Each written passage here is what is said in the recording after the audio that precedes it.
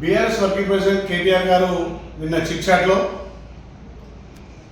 మేము కొన్ని తప్పులు చేసాం, మేము తప్పులను సర్దిద్దుకుంటాం, బీఆర్ఎస్ పార్టీని మళ్ళీ టీఆర్ఎస్ పార్టీగా చేస్తామని చెప్పి ఇలా కేటీఆర్ గారు సన్నాయి నొక్కులు నొక్కుతున్నారు.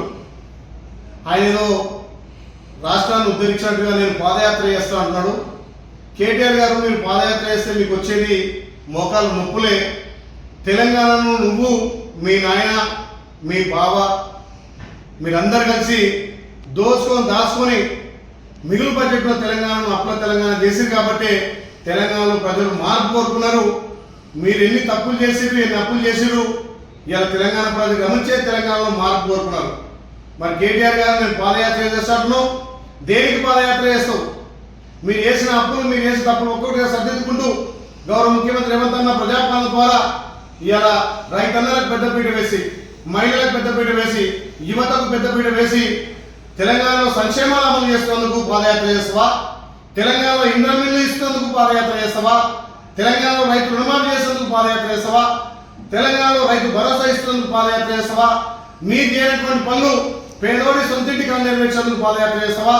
మీరు 10 ఏళ్ళుగా పేదోడు పట్టించుకోలే. ఇలా పేదల కోసం కొత్త రేషన్ కార్డులు, అర్హులందరికీ రేషన్ కార్డులు, సన్న బియ్యం ఇస్తున్నందుకు చూసి ఓర్వలేక పాదయాత్ర చేస్తావా? నువ్వు పాదయాత్ర చేస్తే మొక్కల నొక్కులు తప్ప ఒరిగేది ఏం లేదు తెలంగాణ ప్రజలకు. నువ్వు, మీ అయ్యా, మీ బావ చేసిన పాపానికి గంగలో మునిగి గోదావరి అయిన మీ పాపాలు ఇలా కడిగేటి కావు. తెలంగాణ ప్రజలు మొత్తం విధ్వంసం చేసిన మీరు ఇలా సన్నాయి నొక్కులు నొక్కి మేము టీఆర్ఎస్ చేసేది లేకుండే మళ్ళీ మేము టీఆర్ఎస్గా పెట్టుకుంటామని అంటుండు కేటీఆర్.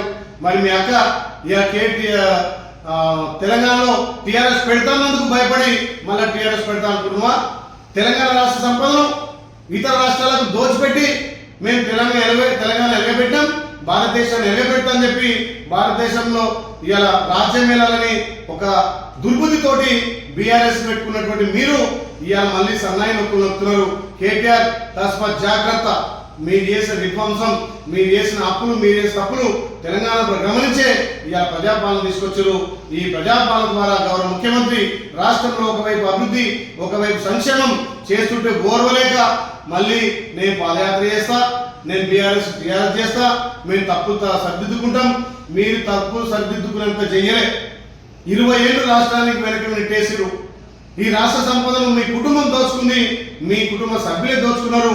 మరి దీన్ని తప్పకుండా కక్కాలే. మీకు భవిష్యత్తులో కూడా అధికారం వచ్చేది కల్లా మీ పగటికాలు కనకు. కేటీఆర్ ఇంతసేపటికి అధికారం పోయిందని అక్కస్తోటే ఇలా మాట్లాడుతున్నావు. ఏ ముఖం పెట్టుకుని తెలంగాణ పాదయాత్ర చేస్తావు? దానికి రాష్ట్రంలో మీరు ఏం పనులు, అప్పుడు తెలంగాణలో మీరు చేసిన అప్పులు, మీరు చేసిన తప్పులు ఒక్కొక్కటిగా సర్దిద్దుకుంటూ సంక్షేమం ఒకవైపు, అభివృద్ధి ఒకవైపు ఇస్తుంటే దాన్ని చూసి ఎవరలేక పాదయాత్ర చేస్తావా? కేటీఆర్ తస్మాత్ జాగ్రత్త. ఇవాళ కనీసం ప్రతిపక్ష నాయకుడు ఎవరో తెలియలేని పరిస్థితిలో అసెంబ్లీకి ప్రతిపక్ష నాయకుడు రాడు. మరి మీ భావన నువ్వా ప్రతిపక్ష నాయకుడు తెలియదు. మీ కుటుంబ పంచాయతీ, మీ కుటుంబ వ్యవహారం. ఇవాళ మీ బాధలన్నీ తెలంగాణ ప్రజల బాధల లెక్క చూపిస్తూ తప్ప తెలంగాణలో ప్రజలంతా కూడా ఈ ప్రజాపాలన పట్టం కట్టిరు. ఏ ఎలక్షన్ వచ్చినా కాంగ్రెస్ పార్టీకి బ్రహ్మరథం పడుతున్నారు. రేపు ఎంపీపీ, జెడ్పీటీసీ ఎలక్షన్లో కాంగ్రెస్ పార్టీకి బ్రహ్మరథం పడతారు. ఇకనైనా కేటీఆర్ జ్ఞానోదయమైనందుకు సంతోషిస్తున్నాం. మీరు చేసిన తప్పులు, మీరు చేసిన అప్పులు నువ్వు, మీ అయ్యా, మీ బావ మీరంతా కూడా అమరవీరుల స్తూపం దగ్గర ఇలా మీరు మోకరిల్లాలే. తెలంగాణ ప్రజలకు మీరు క్షమాపణ చెప్పాలి. అమరవీరుల స్తూపం దగ్గర మీరు తప్పు నొప్పుకొని ముక్కుకు నేలకు రాస్తే తప్ప తెలంగాణ ప్రజలు మిమ్మల్ని క్షమించరు. మళ్ళొక్కసారి ఈ చిట్చాట్లు, ఈ మాటలు, ఈ దుకాణం కేటీఆర్ బంద్ చేసుకోవాలని చెప్పి ఇలా తెలియజేస్తా ఉన్నా.